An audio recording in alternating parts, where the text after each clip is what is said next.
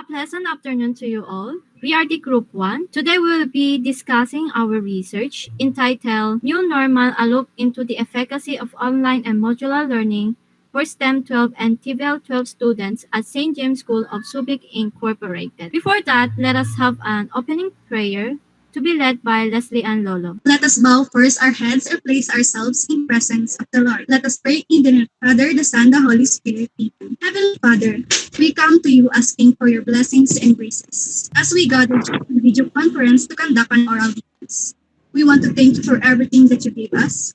Thank you for giving us opportunity to conduct oral defense despite the pandemic. Today, as we gathered our oral defense, please continue to guide us. Please grant us our knowledge and wisdom. Please help us to execute our presentation very well. Help us to overcome our nervous and fear. Help us to have positive results today. We offer to you, Lord, all of this, all of our hopes and dreams. Amen. In the name of the Father, the Son, the Holy Spirit. Amen. Thank you, Leslie, for the opening prayer. So, now we are the presenter. I'm Sru Fampan. I'm Daniel Sakari Mercurio. My name is Leslie Ann Lolo. My name is Yvonne Margaret M. Bueno. My name is Haname Ihipto. And I am Jay Bandolino. So the next is the introduction present by Daniel. So this is the introduction of our research.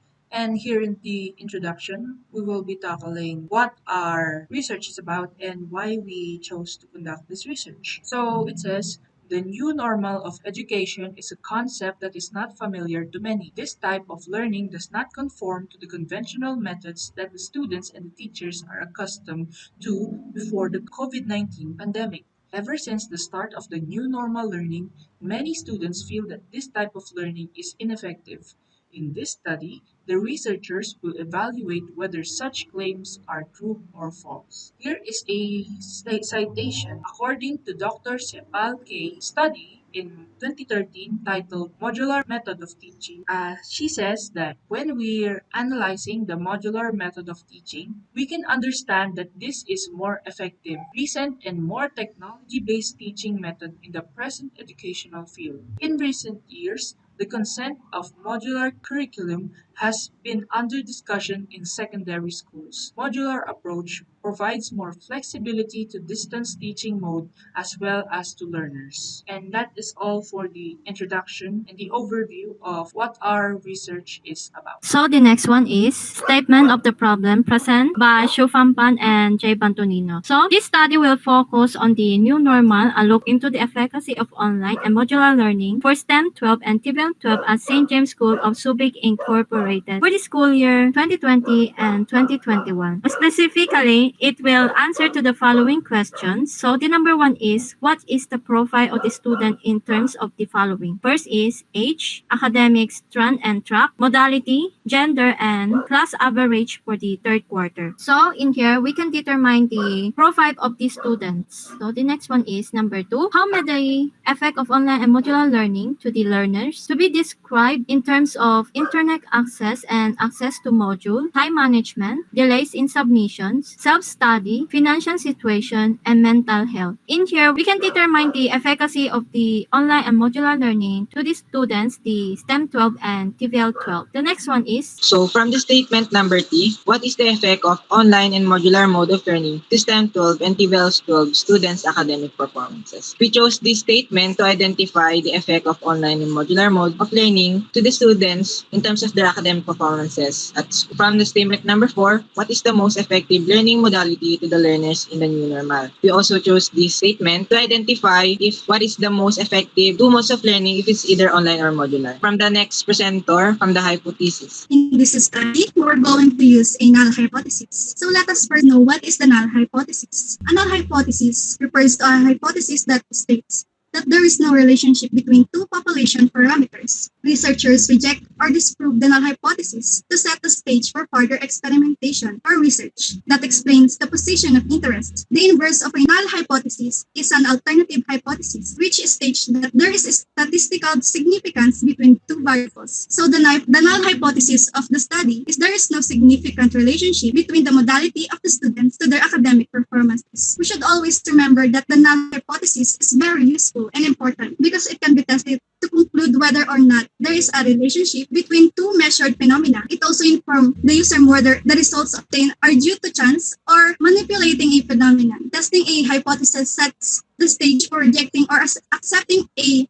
hypothesis within a certain confidence level. Next. Next, we have the significance of the study.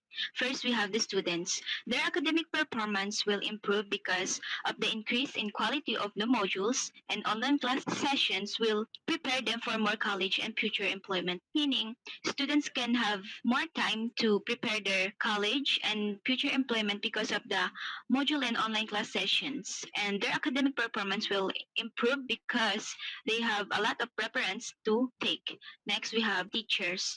The increase of quality in modules can allow the teachers to have less burden as the distribution, execution, and presentation of the modules are streamlined and clear, which lessen the likelihood of confusion, miscommunication, and paperwork, meaning teachers will less burden their work and they will increase the quality of modules because they will assist the students on how to use these new normal studies, and in terms of miscommunication and paperwork, they lessen their work. Next, we have administrations.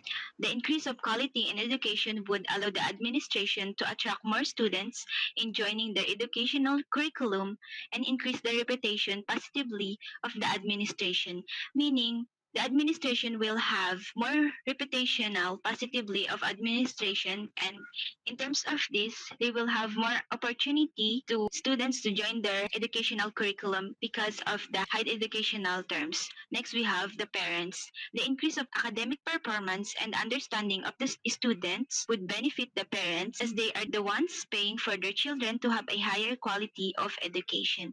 Meaning, parents are important in this study because parents are the one who choose where their children go to school, and they are always choosing the high quality of education for their children to have a academic performance. Next, we have the community. The betterment of the students, teachers, and administrations and parents would allow our community to be more positive and successful academically. Community is important in our study too because without this pandemic, we will not conclude to this study, and in terms of community, we will have a better and positive and successful academic because of the new normal studies. Next, we have conceptual framework presenting by Yvonne Margaret Bueno. So for the conceptual framework, the figure 1 shows the relationship between the different variables of the set. Its causal relationship is shown by the arrows leading from two grade 12 strands in STEM 12 and TVL that can influence in their modular and online learning, such as internet access to module, time management, delay of submission, self-studying, and financial situation, as well as their mental health. So for the input, we insert here the statement or the problems to help process our gathered data and our data analysis so that we can arrive on our output, which is learning the efficacy of online and modular learning. So for our next, we have Scope and delimitation. It covers here the possible efficacy of the online and modular learning for the students of STEM and TVL 12 of St. James School of Subic Incorporated. So in here, the studies focus is only on the efficacy and impact of online and modular learning to the students of STEM 12 and TVL 12.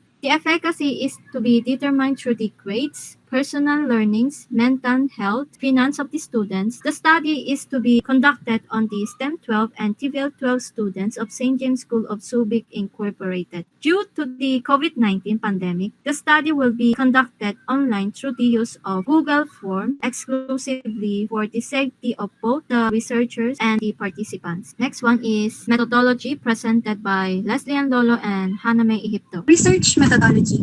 So the study employs descriptive method where correlation of variables is analyzed. Descriptive method describes the question, what is? It involves a description, recording, analysis, and interpretation of the present nature, composition, or processes of phenomena. The focus is on prevailing conditions, or how a person, group, or thing behaves or functions in the present.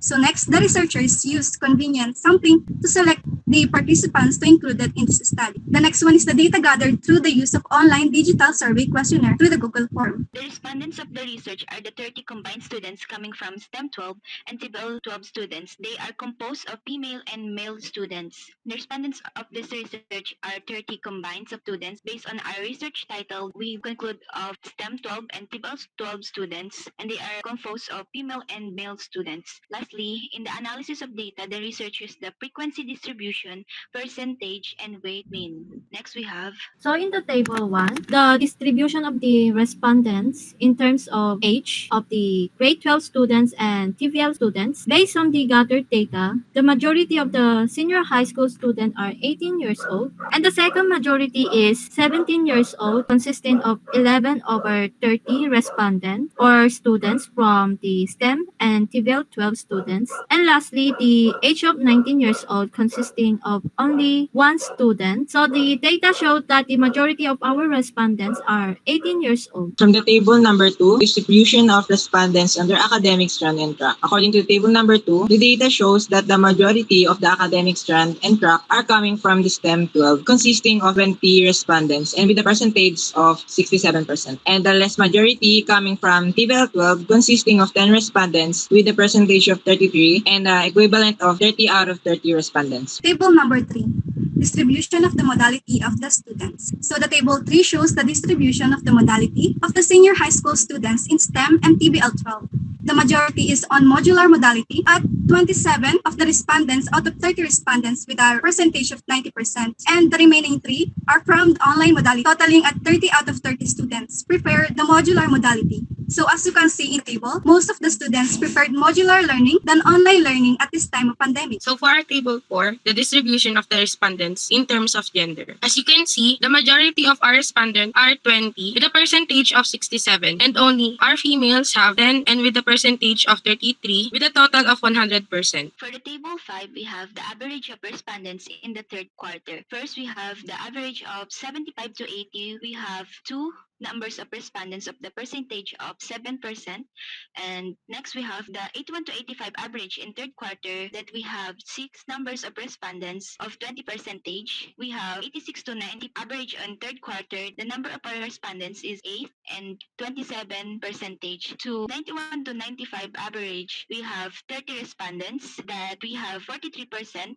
And lastly, the 96 above, we have 1 respondents and the percentage are 3. The total numbers of respondents are 30 and percentage are 100. Therefore, we conclude that the average of respondents in third quarter, we have 13 students that excel in their studies and they are gaining the average of 91 to 95 average. Next, we have Daniel Sakari Mercurio. Here we have the second part, and the first aspect that we're going to tackle is the internet access and access to modules. First is the students. I don't have internet access, which shows that majority of students disagree with this statement. Second statement is I always run out of printouts, and they disagree that this happens to them. Third one is there's always an incorrect word, which shows that they agree that this happens to them. The fourth one is I can't comprehend the instructions of the modules, which shows that they generally agree this happens to them. And the last one is the pictures in the modules are not clear to them, which they moderately agree that is curse to their modules. And overall, they agree that internet access and access to modules is sufficient but has its flaws in this new normal of education. In Table 7, the effect of online and modular to the learners in terms of time management, the respondents moderately agree that they include the asynchronous and synchronous learning and their time management, but the respondents strongly agree that they should have time to spend themselves and relax with in terms of having quality times with their family or a little time. Or their loved ones, they moderate agree.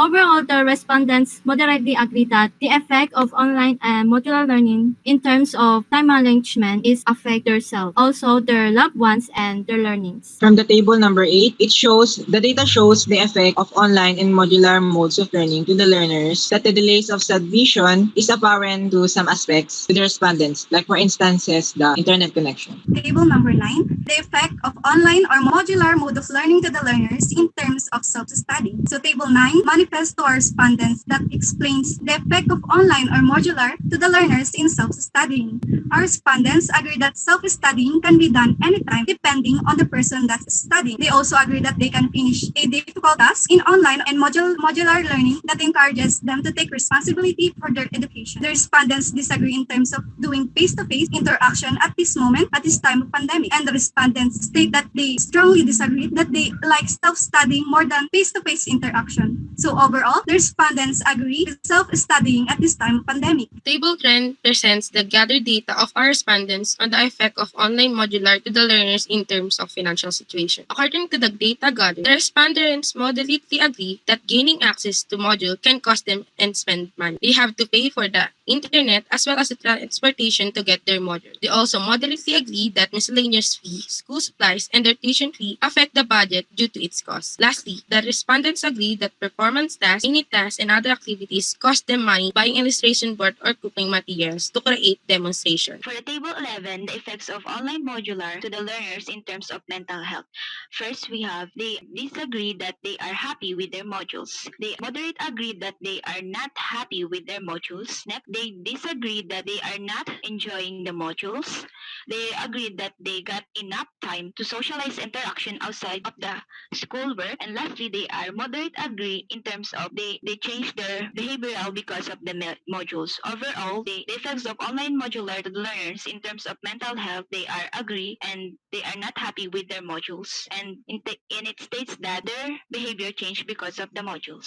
So here is the summary of all the table in part B. The first one is that students agree that internet access and access to modules is sufficient in the new normal of education, although there are areas where there can be improved upon. The next one is time management, and the students agree that time management is an issue that we should tackle and make sure that the students have enough time for themselves and their families. The third one is the causes of delays of submission, and the students say that they agree that there are issues within the causes of delays of submission. And next one is self-study. The students agree that self-study is sufficient in the new normal of education, although they would not prefer it more than traditional face-to-face learning. The next one is financial situation, which shows that students moderately agree that it is apparent that the education system should lessen the finance expenses of the students to lessen the burden, especially in the COVID-19 pandemic. And lastly, we have the mental health, by which the students agree that modules have a negative effect on their mental health and thus should be improved upon. Overall, the students agree that modular and online learning is sufficient and moderate in the new normal of education. For our conclusion, based on the findings, the new normal education in St. James School of Civic Incorporated is moderately at best at this moment. But there are issues that the school should address that is prevalent in the data gathered. These issues imply that the system within the school can be improved upon in order to achieve quality education even this pandemic, meaning that there are issues that we need to fix in order to promote better education. And here we have the recommendation of our research. And based on the findings and conclusions, the following statements are recommended by the researchers. The first statement is teachers and parents should work together in pursuing students in their synchronous and asynchronous learning. The second statement is parents should allow their children, especially senior high school students, to go to school for the distribution and retrieval of their modules. And third, parents and barangay officials should work together in addressing the internet access in their area. We recommend that St. James School of Subic Incorporated should continue the following health protocols set by the DOH and WHO. Preventive measures of the school must secure the health of the personnel and learners of the school. St. James School of Subic Incorporated should adopt the project called Kalidad Eskwela and a strategy that supports a good quality of education using the two modes of learning. So for the number 6, St. James School of Subic Incorporated would adopt a 2-module per month system instead of the 4-module per month to alleviate the students' time management and causes of delays of submission. Lastly, future researchers and other schools may use this study for good and academic purposes only. So these are all the recommendations we use to call for action or solutions to have problems we have investigated in our research paper. So that's all for today. Once again, we're Group 1, ending this with a prayer. In the name of the Father, the Son, the Holy Spirit, Amen. God, thank you for this day. Thank you for letting us do our oral defense. Please protect us and our family. Please let your people heal. Amen. In the name of the Father, the Son, the Holy Spirit, Amen. Once again, we're Group 1, presenting our presenters, Jay Bantolino, Leslie Ann Lolo, Shupang Fan, Hannah May, Daniel Zachary Mercurio, and yours truly, Yvonne Margaret Ambena. Thank you so much for listening. Good afternoon.